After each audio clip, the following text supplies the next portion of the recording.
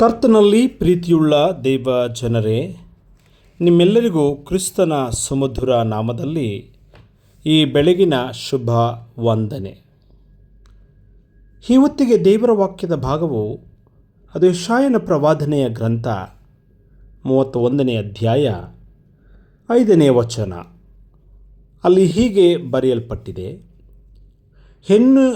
ಹೆಣ್ಣು ಹಕ್ಕಿಗಳು ಹಾರಿಯಾಡುತ್ತಾ ಮರಿಗಳನ್ನು ಕಾಪಾಡಿದಂತೆ ಸೇನಾಧೀಶ್ವರನಾದ ಯೆಹೋವನು ಯೆರೂಸಲೇಮನ್ನು ಕಾಪಾಡುವನು, ಅದನ್ನು ರಕ್ಷಿಸಿ ಕಾಯುವನು, ಹಾದು ಹೋಗುತ್ತಾ ಅಪಾಯದಿಂದ ತಪ್ಪಿಸುವನು. Like birds flying about, so with the Lord of host defend Jerusalem, defending he will also deliver it, passing over he will preserve it. ಅಂದರೆ ದೇವರು ಹೇಗೆ ಒಂದು ಪಕ್ಷಿಯು ತನ್ನ ಗೂಡನ್ನು ರಕ್ಷಿಸುತ್ತದೆ, ಹಾಗೆ ಯಾಹ್ವೆ ಕೂಡ ತನ್ನ ಜನಾಂಗವನ್ನು ರಕ್ಷಿಸುತ್ತಾನೆ ಎಂಬಂಥ ಸುಂದರ ಒಂದು ಪಕ್ಷಿಯ ಹೋಲಿಕೆ ಇಲ್ಲಿದೆ. ಈ ವಾಕ್ಯವು ಅಶ್ಶೂರ್ಯರ ಸೈನ್ಯದ ವಿರುದ್ಧ ಯೆರೂಸಲೇಮನ್ನು ತ್ವರಿತವಾಗಿ ಹಾಗೂ ಕೋಮಲವಾಗಿ ರಕ್ಷಿಸುವ ಸೂಚನೆಯಾಗಿದೆ. ಈ ವಾಕ್ಯ ದೇವರ ಅಪಾರವಾದಂಥ ಶಕ್ತಿ ಮತ್ತು ತನ್ನ ಜನರ ಮೇಲಿನ ಆತನ ಕರುಣಾಮಯ ಕಾಳಜಿ, ಈ ಎರಡನ್ನು ವಿವರಿಸುವಂಥ ವಾಕ್ಯವಾಗಿದೆ. ಹೆಣ್ಣು ಹಕ್ಕಿಗಳು ಹಾರಿಯಾಡುತ್ತಾ, ಇದೊಂದು ಉಪಮೆಯಾಗಿದೆ. It is a metaphor.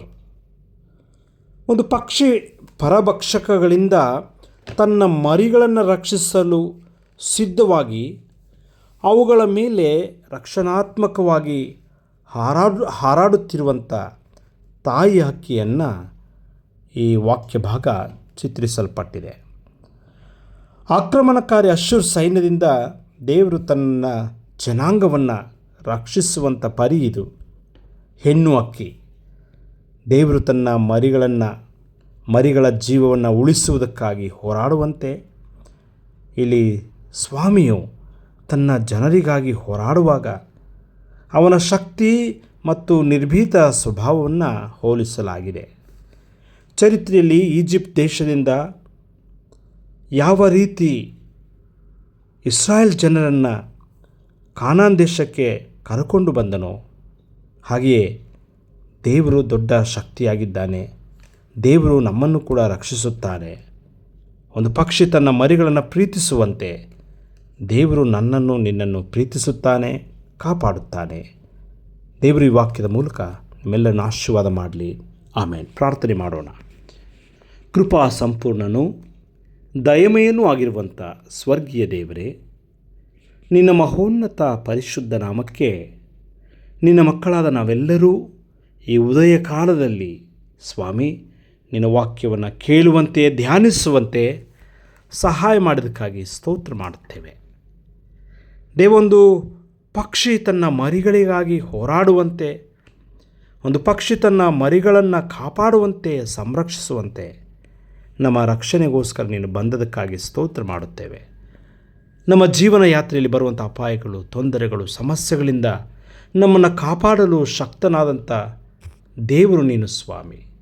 ನಿನ್ನಲ್ಲಿಯೇ ನಮಗೆ ನಂಬಿಕೆ, ನಿನ್ನಲ್ಲೇ ನಮಗೆ ಭರವಸೆ ಸ್ವಾಮಿ. ನಮ್ಮ ಶಕ್ತಿಯಲ್ಲಿ ನಾವು ಆತುಕೊಳ್ಳದೆ ನಿನ್ನ ಪರಿಶುದ್ಧವಾದ ಶಕ್ತಿಯಲ್ಲಿ ನಾವು ಆತುಕೊಂಡು ಜೀವಿಸುವಂತೆ ಸಹಾಯ ಮಾಡು ಸ್ವಾಮಿ.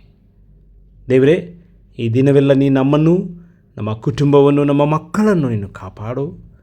ಕೆಲಸ ಕಾರ್ಯಗಳಲ್ಲಿ, ಉದ್ಯೋಗದ ಬದುಕಿನಲ್ಲಿ ದೇವರೇ, ನಮ್ಮನ್ನು ನಿನ್ನ ಹಸ್ತಕ್ಕೆ ನಾವು ಸಮರ್ಪಿಸುತ್ತೇವೆ. ಈ ಜೀವನ ಯಾತ್ರೆಯಲ್ಲಿ ನಿನಗೆ ಮೆಚ್ಚುಗೆಯಾದಂಥ ಜೀವನ ಮಾಡಲು ನಮಗೆ ಶಕ್ತಿ ಕೊಡು ಸ್ವಾಮಿ. ನಮ್ಮ ಬಲಹೀನತೆಯನ್ನು, ನಮ್ಮ ಅಶಕ್ತತೆಯನ್ನು ನಿನ್ನ ಬಳಿಯಲ್ಲಿಟ್ಟು ನಾವು ಪ್ರಾರ್ಥಿಸುತ್ತೇವೆ ಸ್ವಾಮಿ. ದೇವರೇ, ನಿನ್ನ ವಿಶ್ವಾಸಿಗಳಾಗಿ ಈ ಲೋಕದಲ್ಲಿ ನಂಬಿಗಸ್ತರಾಗಿ ಬಾಳುವೆಯನ್ನು ಮಾಡಲು ಪರಿಶುದ್ಧಾತ್ಮನ ಬಲವನ್ನು, ಶಕ್ತಿಯನ್ನು ನಮಗೆ ಅನುಗ್ರಹಿಸು ದೇವರೇ. ದೇವರೇ, ನಮ್ಮನ್ನೇ ನಿನಗೆ ಸಮರ್ಪಿಸುತ್ತೇವೆ. ನಮ್ಮ ಜೊತೆಗೆ ಬಾ. ಯೇಸು ಸ್ವಾಮಿ ಸಲ್ಲಲ್ಲಿ ಪ್ರಾರ್ಥಿಸ್ತೇವೆ ನಮ್ಮ ದೇವರೇ. ಆಮೇನ್.